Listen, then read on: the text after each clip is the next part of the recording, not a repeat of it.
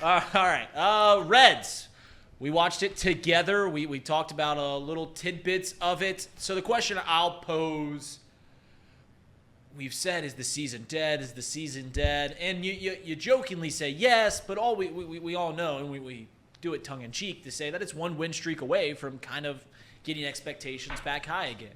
All it takes is one good month, and you're kind of right back in the mix of things. It looks like the National League is going to have one team right around 82 wins or something like that getting into the postseason. So the question I'll pose are, not is the Reds season dead, because it's hard to say that 50 games in, but are the Reds becoming irrelevant? Like, no, you said you're numb to it. You're numb to the whole thing. Like, Is it just becoming to a point where you're not even like, oh, the Reds play at 6:40. I have something to look forward to today. Is it now just, I'll get the push notification sent to my phone and I'm just going to go about my daily life? We're close to that. I'm not completely out on the season just because I love baseball. It's my favorite sport. This is my favorite team. I'm always going to be emotionally invested despite how truly, and I mean truly, terrible they are. Saying that, we're getting closer and closer to just box score watching. And I don't mean to do the Casey Rue here, but if the Reds continue to play like this, and it's not even the losses. They don't look good. It's how they're losing. They look uncompetitive at the plate. I've said it, but they haven't scored more than 4 runs in their last 6 games. I don't know how many times they've scored more than 4 runs in the past month. Because it feels like it's been not many. The starting pitching has been incredible. I'd argue the bullpen has also been incredible for the most part. So I sit and watch these games, and it's like I got half the team showing up, but let's be clear, people watch baseball, people like sports for offense. I hate to say that, but that's how it is in the NFL. It's how it is in every single sport. You want runs, you want goals, you want points. Here's my question for you. Sure. Like, you have, like, Ellie De La Cruz, who you want to watch every night. How long would it actually take? Like, how many losses? Stop watching completely? To completely stop. Because I 20 feel games like under close. 20 I was going to say it's getting close. 20 games under 500, the season's over. I'm going to keep going to the ballpark just because I love going to games. And going to GABP is my favorite thing. 30% of that is the baseball game. Like, I just love going and sitting there, whatever, watching the game. So I'm going to keep doing that. But games on TV, it really is already starting to feel like a task. It's damn, the Reds play tonight. Like, I have to sit here for 2 hours and be upset. Last year, you guys would get excited, and rightfully so. You get excited. Hey, what's the pitching matchup today? What time do they play? Let's get excited. Let's sit down. It's appointment television. They were exciting. They were fun. You were getting excited. Now it's oh wait, they play? Like they're playing today? Who's going? Like it is getting to that point. Yeah.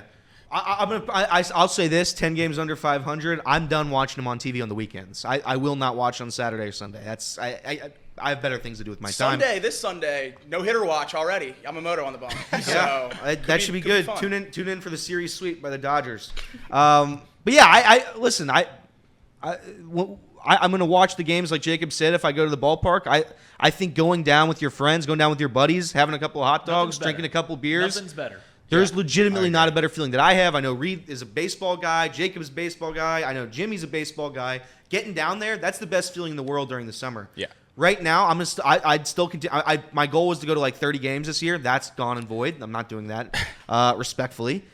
And the season isn't mathematically over, but if the longer we go saying it's not over, it just takes a little bit. You can't lose every game except for 4 in the month of May, and then say, yeah, we can turn it around. You can't turn around something that's already sunk. And the Titanic is in the water already. It's split in half. Jack just fell off the little piece of driftwood. I don't know what Rose is still on there, hanging on for dear life. And the Reds, the Titanic, bottom of the ocean, it's already hit the ocean floor. Because how are you going to get out of it? Who's coming to save us? And you mentioned it yesterday. The cavalry's not coming. No, the cavalry's not coming. And the worst part is we're so decimated as a roster offensively that you can't turn around the offense at all. Like, the guys on this team aren't good enough. Jonathan India, hand up. I was wrong about Jonathan India. I thought Jonathan India was a good player. I thought he was a leader. I bought into all of it. You're slugging 280. You don't swing anymore. You play terrible defense. Why are you a Major League Baseball player? Because honestly, it's not competitive. You've lost all trade value. There is no more trade value for Jonathan India. None. He's more valuable now on the Reds than somewhere else. By a wide margin. Right. It's just you got to keep him now because there's nowhere to go. Shout out to Jonathan. Like, we talk about perception and stuff like that. Him winning that Rookie of the Year will make sure that he's a Major League Baseball player for a decade. Like, he will get full pension. Like, he will get there regardless of how bad he plays. Chris Coughlin, very similar player. Go look at his Rookie of the Year stats. I think it was 2009 in the National League for the Marlins. Yeah. He played for a decade. Wasn't a great player. Wasn't even a starter after a little while. But that's kind of the trajectory that Jonathan India. But, like, yeah, there's no trade. He's more valuable now on the team because you can't trade him for anything. No, I said it tongue-in-cheek during the stream yesterday, and obviously the Rookie of the Year plays probably a bigger part in it, but how much does his visual appearance play in it? If he didn't have the long hair and the beard and the shooting sleeve and the chains, no, he looks like a ball player. He looks like a gamer. He looks cool. You're excited, and he was here as a guy who looked cool and was exciting to watch when there wasn't many of those guys on the Reds. So I think a lot of people are holding on to that. If he looks like Eric Sogard, he wouldn't get the same amount of love. He's got the red specs, and he's like just doesn't look good. And in today's society, nothing gets more views, clicks, engagement than nostalgia. And I know it's only been 3 years. But people are nostalgic over Jonathan India because of what Jacob just said. We associate good memories with Jonathan India. He was a lone star in a garbage can is essentially what he was. Red Sparrow in the night. The Red Sparrow, one of the worst nicknames of all time. But as the season continues, it's just like I'm looking at Jonathan India. We're getting nothing from him playing. Nothing. There's no aspect. He's got to play. No, him and Nick Martini, both of them offer nothing. At least Nick Martini will hit a home run once every 25 games. That's the only positive there. So I was wrong about Jonathan India. I'll openly say that right now. He is not the guy I thought he was, and at this point, I don't think he can be. That's no bueno. In 154 at-bats, 181 plate appearances this year, Jonathan India has just 6 extra base hits. His rookie season, when of course he won Rookie of the Year, he had quick math here, 57 extra base hits. 57 of them. He has just 6. 3 doubles, 1 triple, 2 home runs. That's not gonna cut it. And here's the thing. People talk about regression. We assumed that there would be some regression with Spencer Steer, maybe a little bit with CES. Noelvi Marte, what's he going to do? Coming into this season, nobody could have predicted the way this team is performing right now. And again, 2 weeks ago, this was a slump. I considered this a slump. I think most of the fan base considered it a slump. When you go months playing like this, it's no longer a slump. That's who you are, unfortunately. Will Benson, is he going to find a way out of this hole? He's batting 188 with a 286 OBP. He had a swing yesterday that was a 92-mile-an-hour fastball. He was on time, and it was over middle, and he just swung right through it. And that only happens when you are just lost. When you're swinging at not an overpowering fastball that is in the zone, you're on time, and you're coming up empty, that's when you just stare at the bat, and you legitimately trying to see if there's a hole in it. I know that's a cliche thing. Like, is there a hole in your bat? Like, sometimes you go up there hitting, and you swing and miss, and you're like, how in the hell did I not just hit that? Did I not hit that ball? Not even a foul tip. He swung through it. Just missed it. Yeah. I again, and this is causing guys like Elly De La Cruz, and I know some people pick on Elly De La Cruz for swinging at the breaking ball, the curveball. He doesn't come up in the big moment. When you are the only player that's worth a damn, and you're trying to get on base every single time because you know nobody else is going to, I think that affects your play a little bit. I could be wrong on that, but he swung at a 3-1 pitch that was so disgusting yesterday. That ball, I'm pretty sure, bounced in front of him. And I think he's doing it because he knows it's the only way this offense is going to score is if he gets to first, so he can then steal second and third. And then pray someone else gets a hit, which usually doesn't No. happen. Not Or even just get a puts hit. the ball in That's the play. craziest part. Ball, Not a even get a sac hit. fly. They're praying for contact. Yeah. They're praying for contact with the baseball. I don't know how many times I've had to see with one out guy in running or man in running or scoring position, and we have a guy that just strikes out, non-existent, 3-pitch, 4-pitch strikeout. Boom! Now there's 2 out, sac fly gone, suicide squeeze. I know nobody uses that anymore. Gone. Any possibility of manufacturing a run other than a hit gone.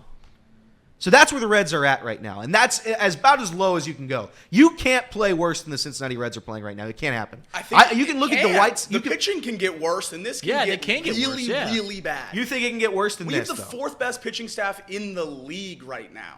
If that gets to 10, we're going to start losing games by 5 runs every night. We made the joke before the first game of the series. What's your prediction tonight? And Jacob, almost on the money, said 2-1 Reds win. Because in his mind, that was the only way in which the Cincinnati Reds were going to win a game, 2-1. They won 2-0. Yeah. Right now, that's the only way that they can win. I don't mean I really don't try to be pessimistic. I don't try to be this. How can you be optimistic? But that's my point. What am I? Yeah. Stuart Fairchild's a top 5 player on the offense, and I'm supposed to sit here and smile about that. I love Stu. This is not a knock on Stuart Fairchild. But let's be very clear, that's not an everyday Major League Baseball player. He can slug lefties and he can play defense. Those are 2 valuable traits that Jonathan India can't sniff. Jonathan India can't sniff good defense, and he can't hit anybody, much less a left-handed pitcher. Stuart Fairchild, top 5 in the offense. Jeimer Candelario, and then he had a triple yesterday. They have to, and that's the craziest part too. They have to orchestrate these nonsensical Little League baseball plays that my coach would run in 3rd grade to score runs because they know no one else is getting a hit. Like, people are going to get mad at David Bell. Whatever. I'm over that. Get mad at David Bell. The only way they can score a run is if the guy on 3rd stands there while the guy on 1st fakes stealing 2nd, stands in the middle, and hopefully the other team falls for it so the guy on 3rd can then score. You know how sad that is? You know how sad of an existence that is to watch your team go through? And again, I'm aware. They've dealt with injuries. Bad luck has dismantled this team. You can't discredit the injuries. You cannot. Jake Fraley unavailable again yesterday because he was drilled in the fingers. Did pinch run. He pinch ran. He did pinch run. I don't know how many of these guys I have to sit here and go and watch them go through every injury under the sun as we fight through this miserable season. But there's no light at the end of this tunnel. Not this year. I think the team, I think the core, I still believe in it. I think most fans do still. But as for the 2024 season, where is the light? What am I looking for? TJ Friedl to come back? He looked bad when he came up. He did. He looked bad offensively. I know that's such a small sample size because he got hurt immediately. But who am I looking for? Matt McClain? You think they're bringing Matt McClain back? Why would you even consider 25 games under 5? You're not bringing Matt McClain back. Right. If he's banged up at all, you cannot play him. Yesterday, Alex Wallace tweeted us and he said this season, because we're talking about is the season. It was the 8-second clip where you said the season's over. Alec Wallace said the playoffs are over, the season's not over. And at the time, I was like, what the heck are you talking about? If you can't get the playoffs, what's the point of the season? And I'm starting to realize that, yeah, maybe that's not the case.